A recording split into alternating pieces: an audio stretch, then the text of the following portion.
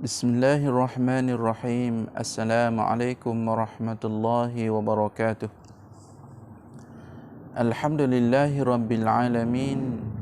Wabihi nasta'in ala umurid dunya waddin. Wassalatu wassalamu ala ashrafil anbiya'i wal mursalin. Sayyidina wa maulana Muhammadin wa ala alihi wa ashabi ajma'in.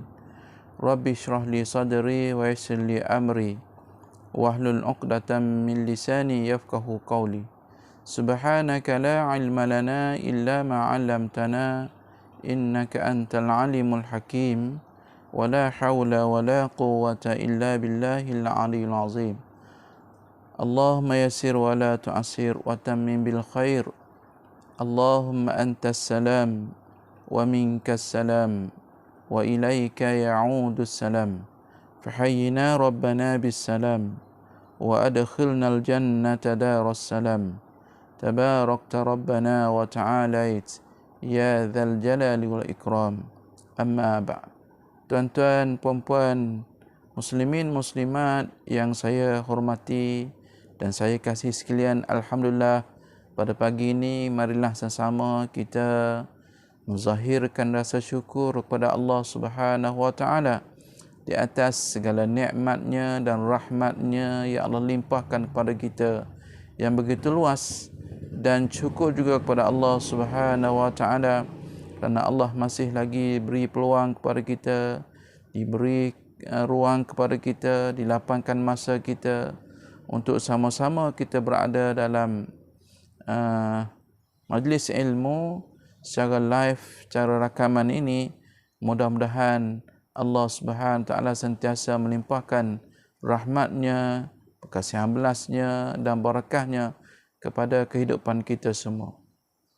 Baik tuan-tuan dan puan-puan yang dirahmati Allah Subhanahu Wa Taala, insya-Allah pada pagi ini kita akan teruskan lagi pengajian kita secara rakaman dalam bab beriman kepada adanya malaikat.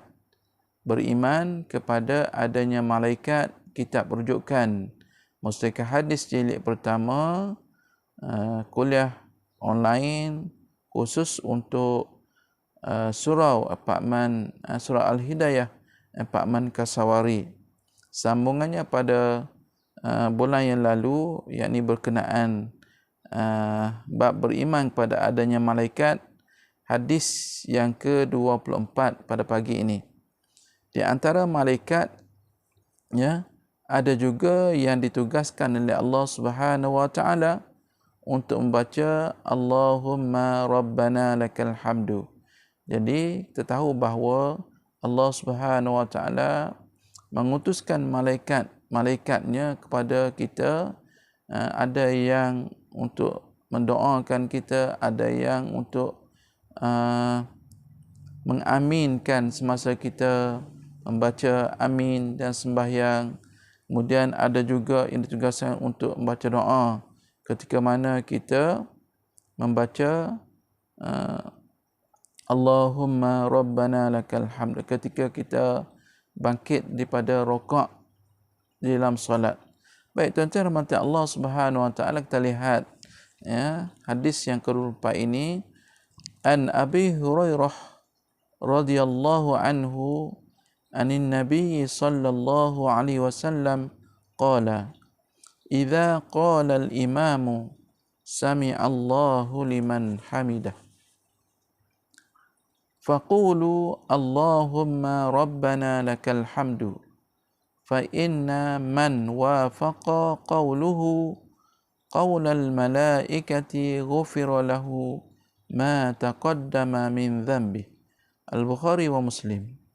Maksudnya, hadis yang ke-24 ini daripada Abu Hurairah radhiyallahu anhu dari Nabi sallallahu alaihi wasallam, sabdanya, apabila imam membaca sami Allahu liman hamidah, yakni ketika kita dalam sembahyang secara berjemaah, ya, imam membaca sami Allahu liman hamidah.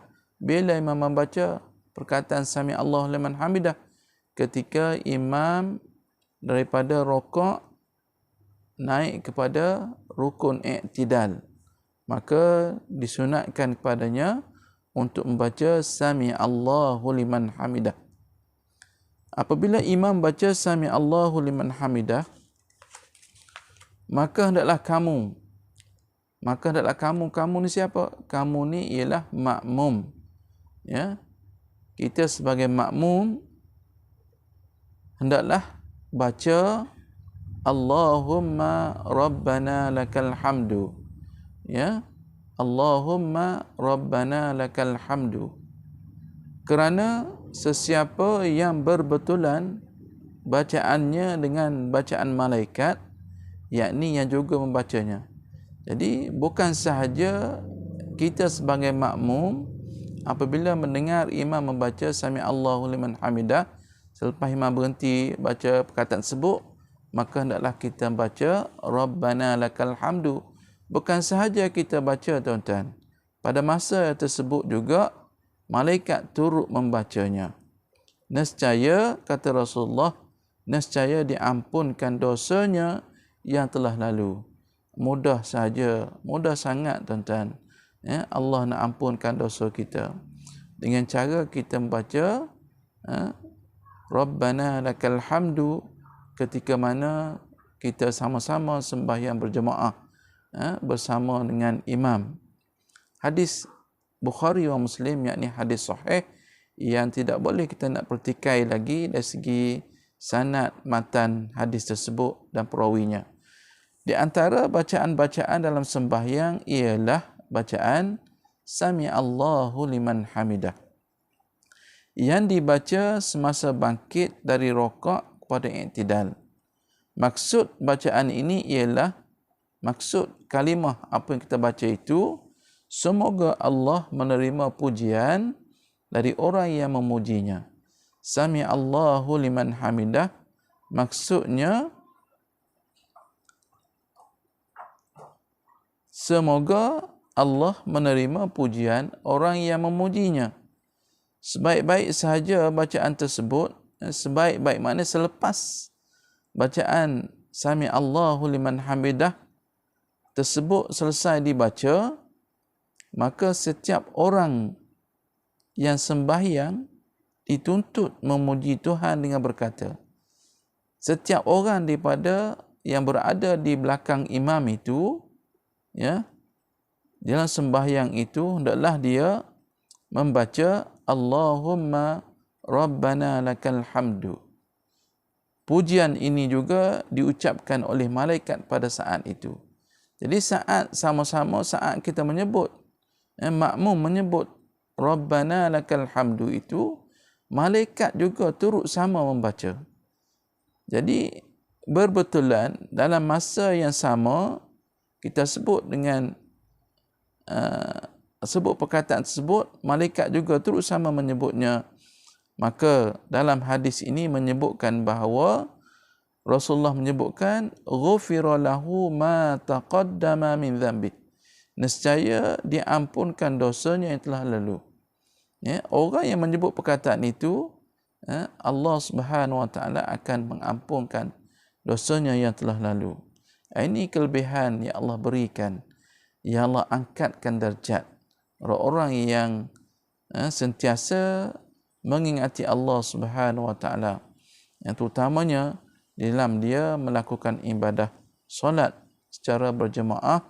Apabila dia dengar imam membaca Sami Allahu liman hamidah, maka dia hendaklah menyebut perkataan, sahut menyebut perkataan tersebut dengan menyebutkan Allahumma Rabbana lakal hamdu.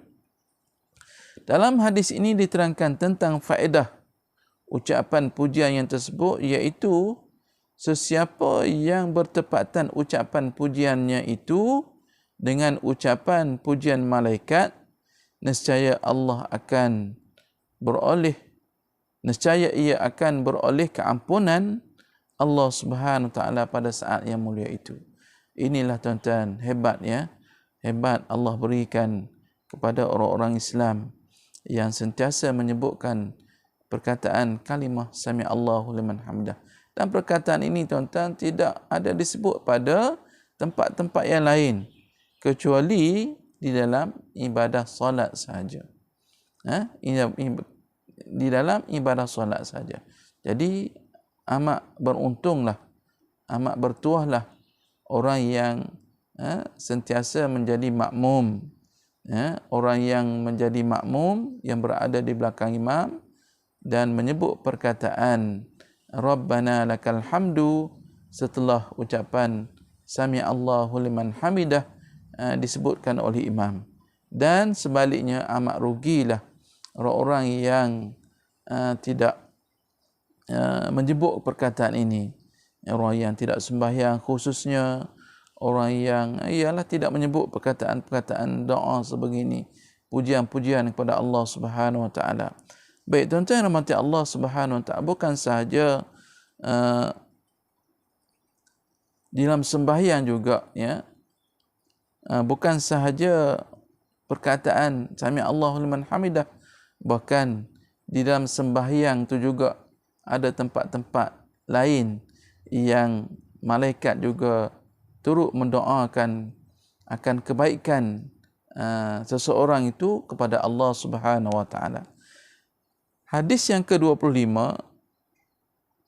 di antara malaikat juga ada yang ditugaskan memohon keampunan bagi orang yang berada di tempat sembahyangnya dengan keadaan suci bersih. Jadi ada juga malaikat yang ditugaskan oleh Allah Subhanahu Wa Taala untuk mendoakan kepada Allah Subhanahu Wa Taala terhadap orang yang kekal berada di tempat sembahyangnya dengan keadaan suci bersih.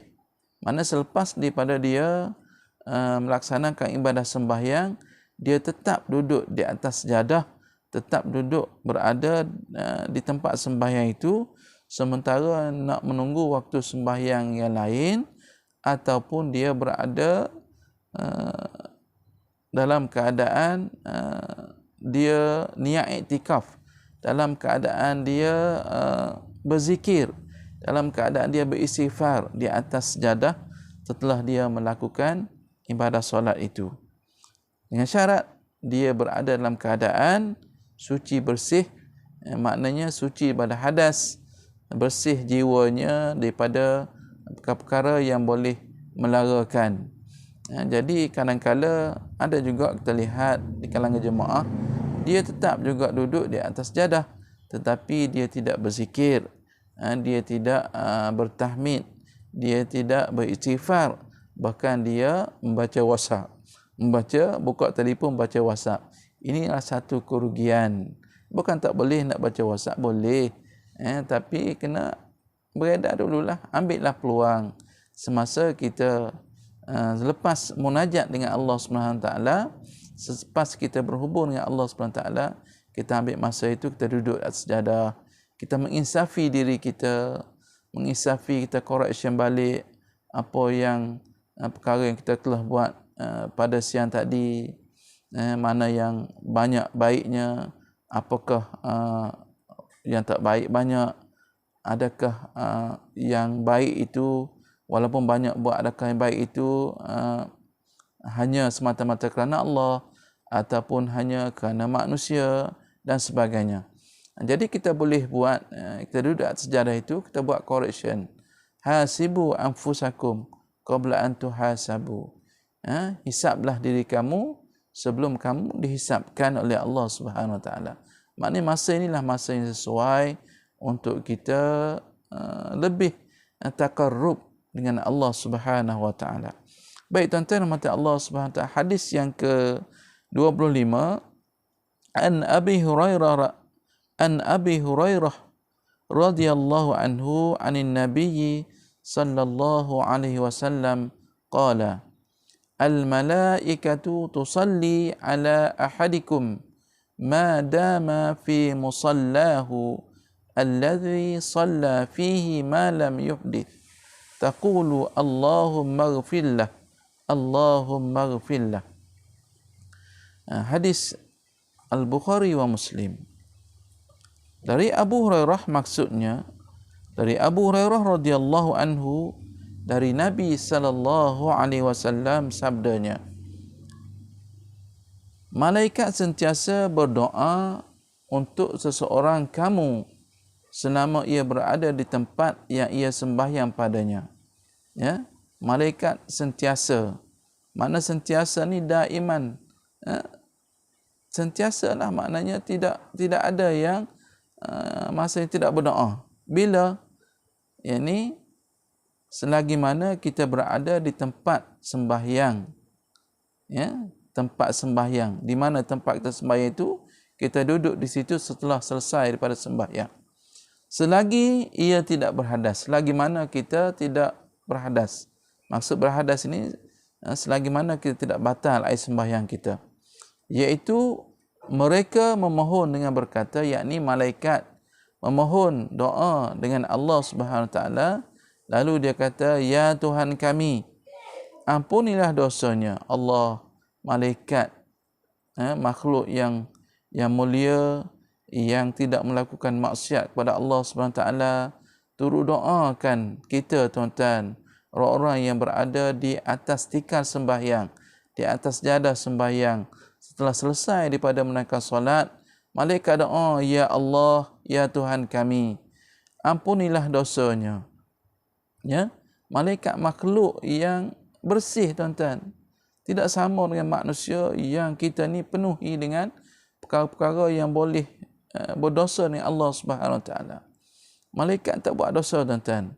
Dia mohon pada Allah, ya Allah, ya Tuhan kami, ampunilah dosanya. Yakni ampunilah dosa orang-orang yang berada di atas jadah selepas daripada dia sembahyang, sedangkan dia itu dalam keadaan suci bersih. Ya, berilah rahmat kepadanya. Ni malaikat minta kepada Allah SWT agar Allah beri rahmat kepada orang yang berada di atas jadah itu. Ini hadis Bukhari dan Muslim. Hadis sahih dari segi matan, sanad dan perawinya. Baik tuan-tuan rahmati Allah Subhanahu Wa Taala. Sembahyang, sebagaimana yang sedia kita ketahui, adalah satu ibadah yang mempunyai kelebihan-kelebihannya yang tidak terhitung. Ya, ibadah sembahyang ni ada kelebihan-kelebihan yang banyak yang tidak terhitung kepada si pelakunya, kepada orang yang sembahyang itu. Maka tempat sembahyang juga mempunyai nilaiannya yang tinggi di sisi Allah SWT. Tempat sembahyang, sama ada kita sembahyang di rumah ataupun kita sembahyang di surau, tempat sembahyang kita itu, tempat kita sembahyang itu, ya, mempunyai nilai yang tinggi di sisi Allah Subhanahu Wa Taala. Bagi seseorang yang menahan dirinya duduk di tempat sembahyang, dia tahan diri dia duduk tetap di atas di mana tempat dia sembahyang itu. Ya, sesudah ia mengerjakan sembahyang dengan keadaan suci dari hadas dan suci dari sebab-sebab yang mendatangkan dosa, maka ia sentiasa didoakan oleh malaikat yang bertugas untuk itu. Ya. Jadi orang yang sembahyang, dia selesai daripada sembahyangnya, dia duduk di atas jadah dia tadi, duduk dalam keadaan dia berzikir, dalam keadaan dia tafakur, dalam keadaan dia muhasabah diri dia, dengan keadaan suci dari sebab-sebab yang mendatangkan dosa. Dia duduk, dia tidak bersembang, dia merenung nasib diri dia, dia menginsafi diri dia, maka Allah Subhanahu Wa Taala mendoakan kepada Allah Subhanahu Wa Taala, semoga Allah mengampuni dosanya dan memberi rahmat kepadanya. Allahu Akbar, tuan-tuan. Besar, ya, kelebihan yang Allah Subhanahu Wa Taala bagi kepada orang-orang yang duduk di atas tikar sembahyang ini. Hadis ini membayangkan bahawa orang-orang yang beribadah, ada di antaranya yang mengerjakan ibadahnya dengan sempurna dan ada pula yang kurang sempurna. Ya, sudah tentu dalam kita beribadah kepada Allah Subhanahu Wa Taala, ada kita lihat orang ibadahnya sempurna, ada orang yang ibadahnya tidak sempurna. Kesempurnaan ibadah itu tuan-tuan, bergantung kepada hati kita, bergantung pada hati kita. Kalau hati kita itu tulus, ikhlas kepada Allah SWT, maka insya-Allah dia akan sempurna. Kalau kita buat ibadah tu kerana lain, sudah tentulah dia tidak akan sempurna dan kurang sempurna ibadah itu. Maka golongan yang pertama, yakni golongan yang ibadahnya sempurna itu layak menerima rahmat Allah Subhanahu wa taala, dan golongan yang kedua pula, golongan yang kurang sempurna tadi, ia berhajatkan keampunan Tuhannya.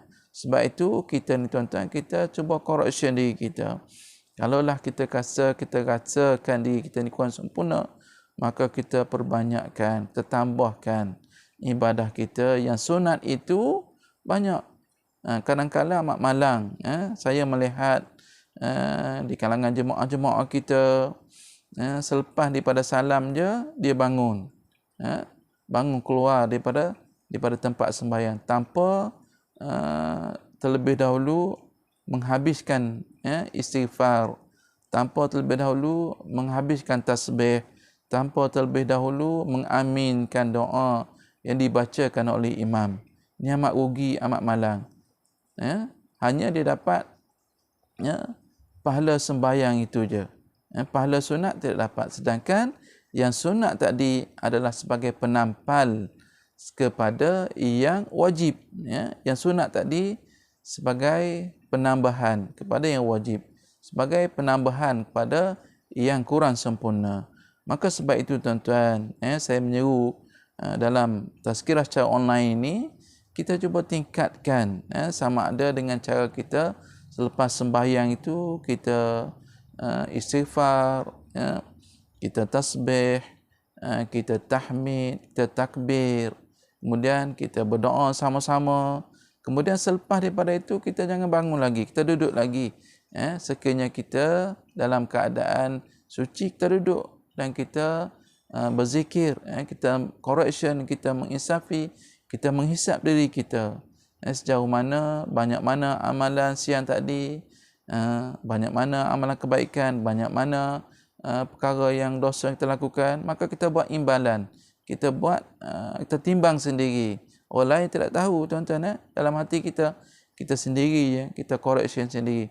Mudah-mudahan Allah Subhanahu wa taala akan melimpahkan rahmat kepada kita, sebagaimana disebutkan dalam hadis ini oleh Rasulullah sallallahu alaihi wasallam, orang yang berada di atas tikar sembahyangnya, maka Allah Subhanahu wa taala akan mengampuni dosa-dosanya yang telah lalu, dan Allah Subhanahu wa taala memberi rahmat kepadanya.